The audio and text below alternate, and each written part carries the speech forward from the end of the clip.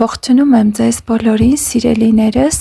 այսօր շատ կարճ և կոնկրետ պետք է խոսեմ ևս մեկ սխալ վարդապետության մասին,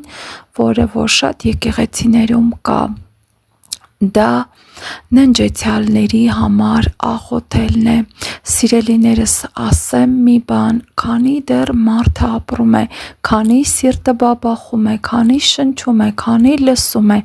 նրա համար եթե որ զղջաց կա ուրեմն շանս ապաշխարելու, վերստին ծնվելու, Աստծուն դառնալու, բայց մահանալուց հետո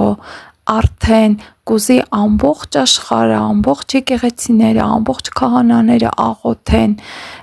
մարդու ընտրությունը լինում է կյանքի ընթացքում, քանի դեռ կենդանի է, ինքը պիտի ընտրի Աստծու ճանապարհը գնա թե այլ ճանապարհով: Ամբողջ սուրբերի բարեխոսական աղոթքը քեզ չի օգնի, եթե որ դու ընտրել ես սատանային, եթե դու գնում ես դժոխք: Եբրայեցիների թղթի մեջ գրված է. մարդու համար սահմանված է մեկ անգամ մեռնել և դրանից հետո դատաստան: Սիրելիներս, խնդրում եմ, զգոն և արթուն եղեք և վերջապես որ մարդը որ մահանա և գնա և դժոխք և սատանա տեսնի, չի փոշմանի, չի վախենա և չի զղջա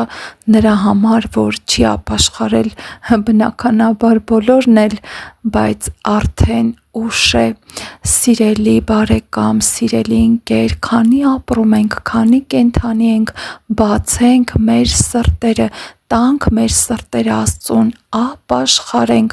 Մահանալուց հետո ոչ մի սուրբ, ոչ մեկ քեզ չի կարող փրկել, ոչ մեկի աղոթքը, խնդրում եմ սիրելիներս, հանեք այս մոլորությունը ձեր կյանքից, ապաշխարում ենք և ընդունում ենք Տիրոջը, քանի դեռ կենդանի ենք: Տերը օրհնի ձեզ: